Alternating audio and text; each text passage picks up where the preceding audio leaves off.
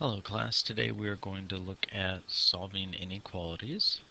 I am in the study plan in chapter 2, section 6, and number 33 is the problem that looks like what we're going to do. So what we have here is we have variables on both sides. We have the distributive property working on the right side. So we have a lot going on to get this inequality solved. Notice that the solution is x is less than some value. So our goal is to make our solution look like x is less than. So we want to keep the x variable on the left side. So let's go ahead and start this problem and work our way through. We're going to use all the same steps that we would use in solving an equation. The only thing that would be different is if we multiply or divide by a negative, we want to go ahead and flip the inequality symbol. Okay. So the first thing we're going to do is, if you have parentheses going on with the distributive property, let's go ahead and do that.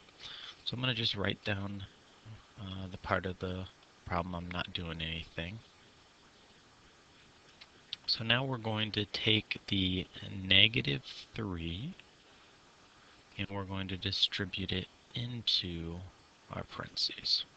So we have negative 3 times 6x and negative 3 times negative 5.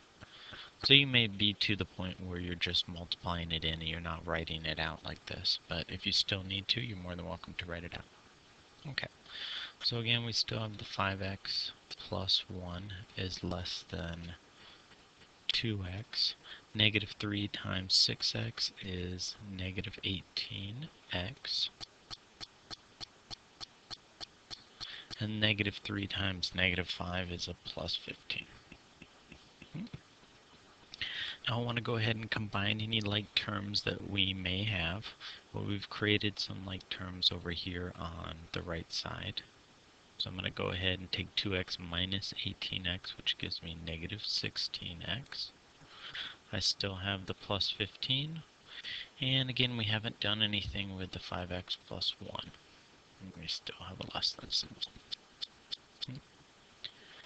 So now we have a variable on both sides. Again, we talked about getting the variable to the left side, so I'm going to choose to move this 16x over, the negative 16x over, and the opposite of subtraction is addition, so I'm going to add 16x to both sides.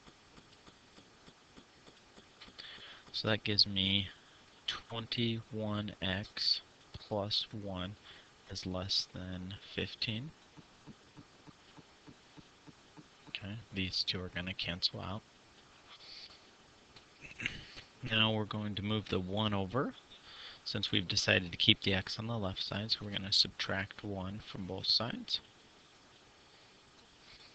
And that gives me 21x is less than 14. And our last step is to undo multiplication, and I'm going to use division. Notice I'm dividing by a positive 21, so my inequality does not need to flip. If I was dividing by a negative 21 on both sides, then this would flip to a greater than symbol. So I get x is less than 14 over 21. It's not going to divide evenly, but it will reduce. So we can divide a 7 out of both of these. So I get 2/3.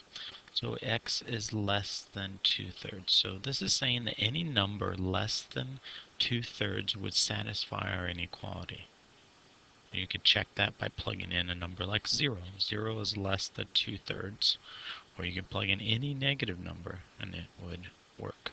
So let's go ahead and go back to Math Excel and check our answer. So we have the x is less than already, so I don't need to type the x is less than again. So be very careful when you're typing your answers into Math Excel. Sometimes they give you a portion of the answer. You don't want to include that again because it will mark you wrong. So I need a fraction, and we decided our answer was 2/3. And I'm just going to double check that to make sure. 2/3. Okay, we check our answer. Excellent. So that's working through solving an inequality where you have the distributive property, you have variables on both sides, working your way down to the solution. I hope that was helpful.